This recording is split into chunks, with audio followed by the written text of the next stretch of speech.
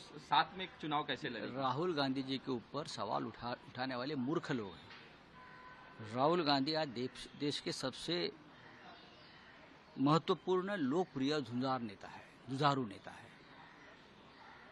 सरकार उनसे डरती है, निर्भय है, तो उनके ऊपर क्यों सवाल उठाएंगे आप? देखिए, कोई पोस्टर अलग अलग लगाते हैं, अलग अलग पार्टियां हैं, तो उनकी बात है।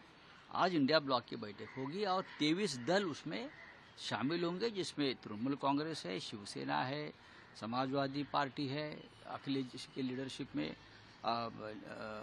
सब वामपंथी है, 23 दल है। उसमें क्या है, आपको और भी रीजनल पार्टीज है,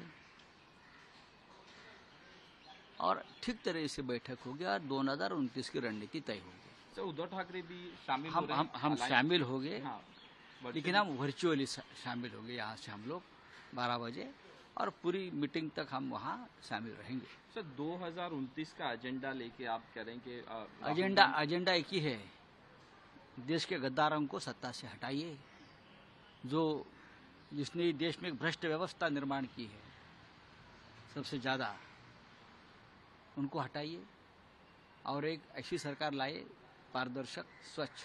सर, आपने कहा कि उद्धव ठाकरे की भूमिका है कि चुनाव से पहले प्रधानमंत्री का चेहरा सामने बार बार एक भूमिका रही है। जब हम चुनाव में जाते हैं, चाहे किसी स्टेट में या देश में, तो एक चेहरा लेकर जाना चाहिए। विदाउट फेस हम चुनाव कैसे लड़ेंगे?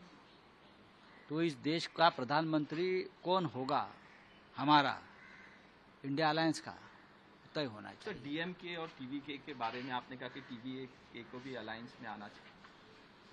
एक राज्य में एक से ज्यादा अलायंस में लोग आ सकते हैं। जैसे आंध्र में जगन की पार्टी भी एनडीए में है और तेलुगु देशम भी एनडीए में है ना, तो हो सकता है ना, अच्छी बात है।